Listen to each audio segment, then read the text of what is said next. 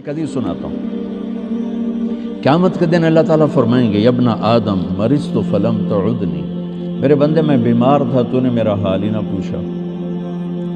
وہ کہے گا یا اللہ کیف اعودک وانت رب العالمین، یا اللہ تیرا حال، تو بے عیب، تیرا حال پوچھنے کا کیا مطلب ہے؟ تو اللہ تعالیٰ فرمائیں گے تجھے پتہ تو چلا تھا نا میرا وہ ایک بندہ بیمار ہے، وہ ایک بندہ مسلم ہے، مشرک ہے، متقی ہے، فاسق و فاجر ہے، اچھا ہے، برا ہے، ایک بندہ، وہ ہندو بھی ہو سکتا ہے، مسلمان بھی ہو سکتا ہے، وہ دہریہ بھی ہو سکتا ہے، وہ رشوت خور بھی ہو سکتا ہے، وہ شرابی بھی ہو سکتا ہے، نمازی متقی بھی ہو سکتا ہے۔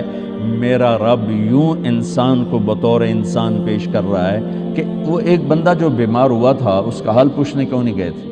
اگر اس کا حال پوچھتے تو تم میرے پاس اس کا اجر پا لیتے، اور ایسا تھا جیسے تو نے میرا حال پوچھا۔ تو جب ایک مریض کے حال پوچھنے پر اللہ یوں فرمائے گا قیامت کے دن، تو کسی کا علاج کرنے پر کیا ہوگا؟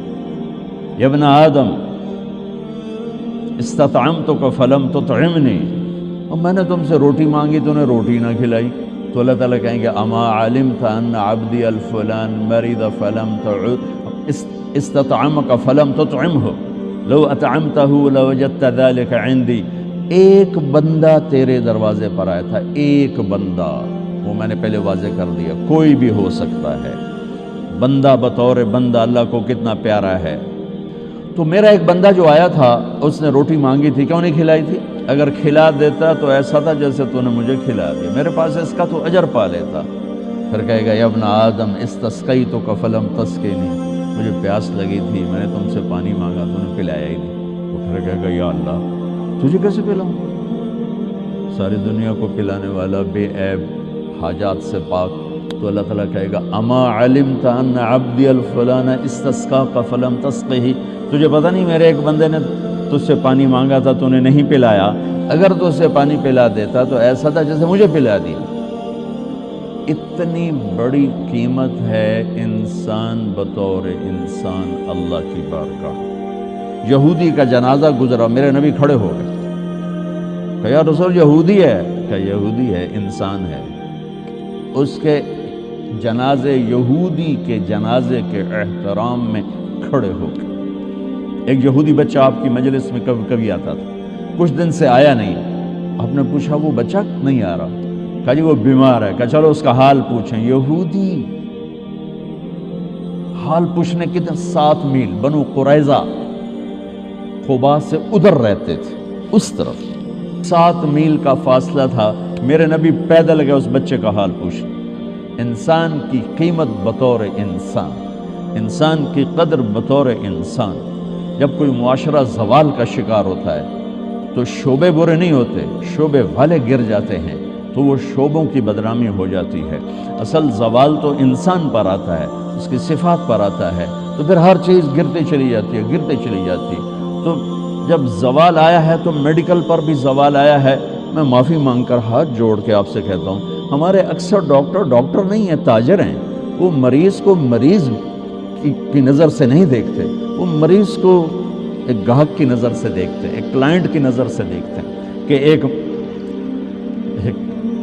گاہک آ گیا ہے، ایک گاہک آ گیا ہے۔ وکیل کے پاس کو جب مظلوم چل کے آتا ہے تو وہ اسے مظلوم نظر نہیں آتا، وہ اسے نظر آتا ہے میرا گاہک آ گیا ہے۔